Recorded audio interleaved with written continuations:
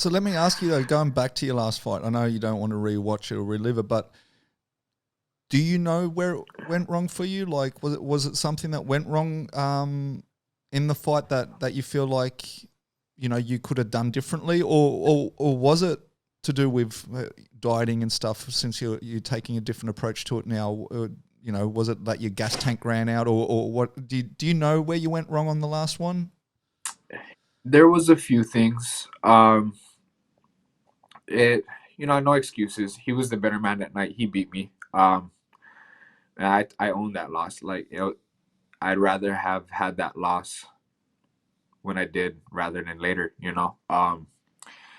And the only thing really I changed besides going back to Vegas is just the way I eat and the way I look at all of it. Like, going into fight week in December, I thought I was in the right mindset, but I wasn't. That week of, mentally I was nowhere to be found. I was not focused whatsoever. I took it way too lightly. I was way too relaxed going into that fight, and it bit me in the ass. And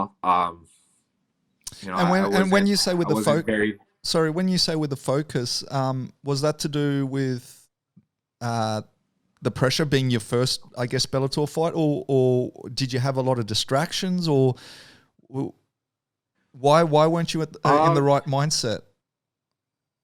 You know what? I couldn't. I'm still trying to figure out why.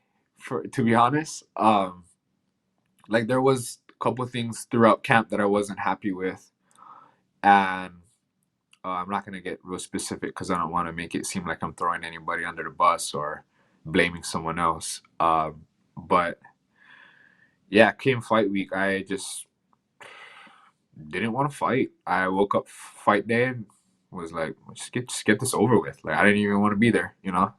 Warming up in the back, I wasn't thinking about the fight. I was warming up and I was still spacing out.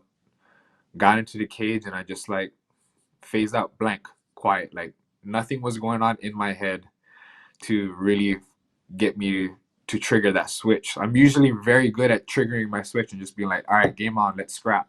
But that night just And it's crazy, deer in headlights. and it's crazy you mentioned that, because I always say that's what makes this the toughest job in the world, right? It's the fact that, Mm-hmm. you know, in most jobs, you're not feeling good, right?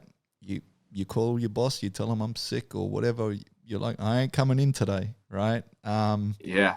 Where with combat sports, whether it be boxing or MMA, it's like you don't get that option, like unless there's like a serious injury or something goes wrong. But it's as you mentioned, like, you can't just wake up in the morning and go, I don't want to be here.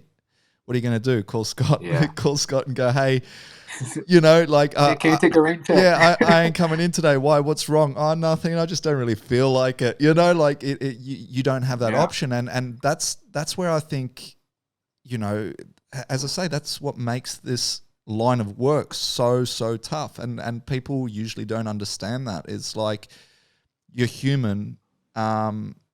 You know, everyone has their ups and their downs. The bottom line is on your down days, you're just going to have to pull your socks up and walk on in anyway, right? Even if you don't want to be there, which is kind of crazy.